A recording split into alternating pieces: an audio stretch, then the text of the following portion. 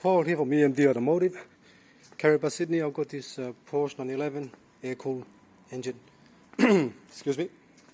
Today I'm taking the brake calipers off.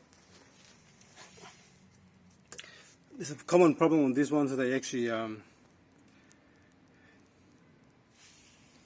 they seized up, and it's really hard to spin the wheel. All right. That one there, the back one's just starting to seize up. This one here is gone. I can't even push it with my hand. This one's gone, seized.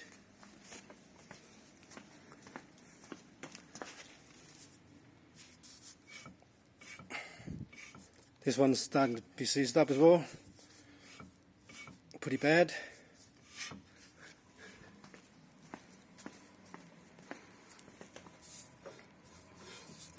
This is more free, this one here.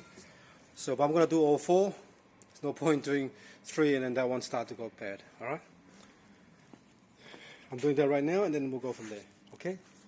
Thanks for watching and please subscribe.